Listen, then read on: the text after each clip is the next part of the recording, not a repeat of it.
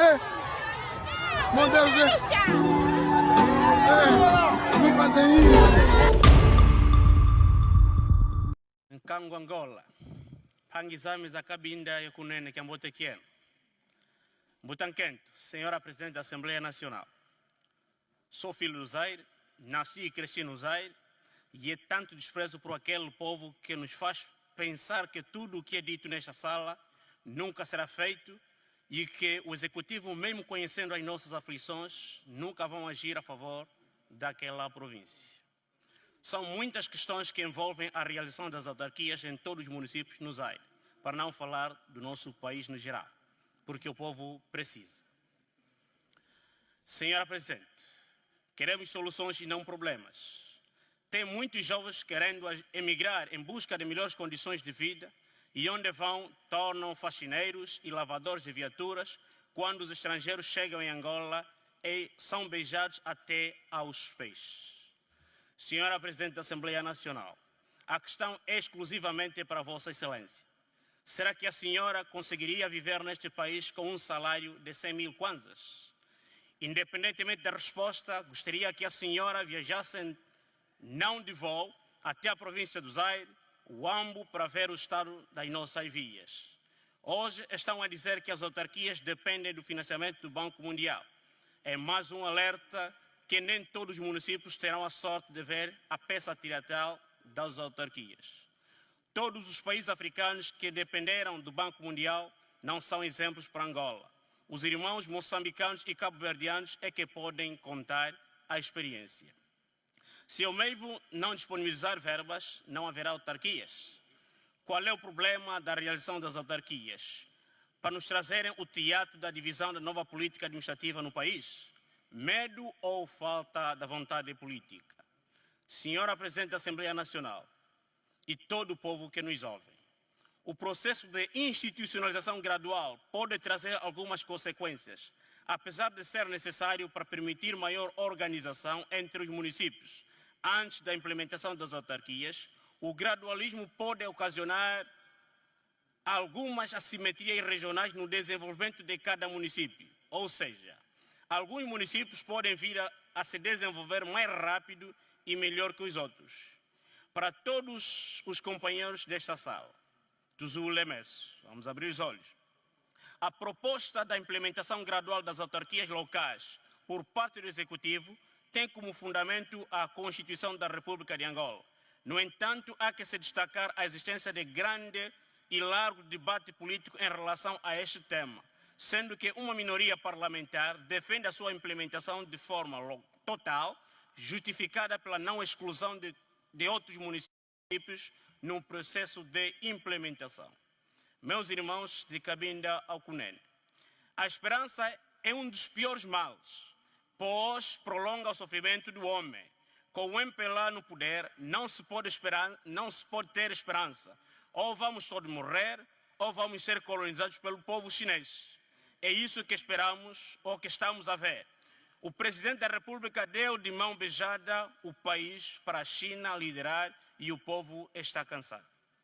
Como representante do povo da província do Zaire, que produz o petróleo, falo do Zaire concretamente, e que os governantes não querem que falemos do nosso petróleo, apontamos as razões sólidas para a implementação das autarquias locais em todos os municípios da nossa província. Segundo o projeto de lei de institucionalização das autarquias locais, há uma série de critérios que a seleção dos primeiros municípios, partindo do princípio de que estes precisam de ser autônomos e conseguir caminhar por si só. O problema das autarquias locais face ao problema da partilha do poder local em Angola. Claro, as autarquias locais, para nós, é uma estratégia ao serviço do Estado, concomitantemente um ente auxiliar do governo central que exerce a função executiva do Estado.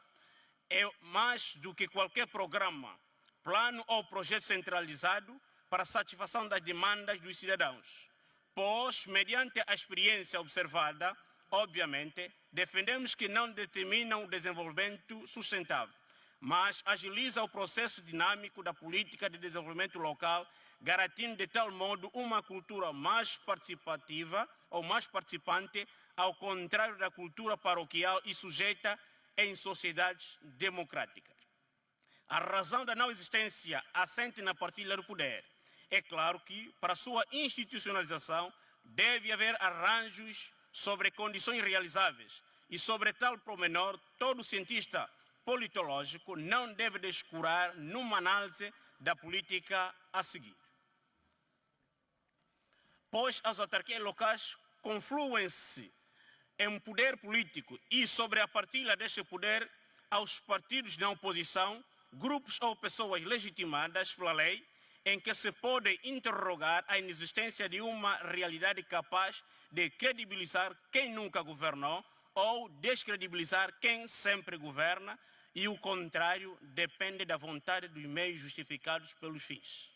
Senhora Presidente, toda ação tem uma reação e as autarquias trazem muitas vantagens para todos no bem-estar e na qualidade de ensino e saúde. Já dizia o arcebispo de Luanda, Dom Alexandre Nascimento, em um dos encontros com jovens católicos: o poder é perigo quando fica concentrado nas mãos de uma única pessoa.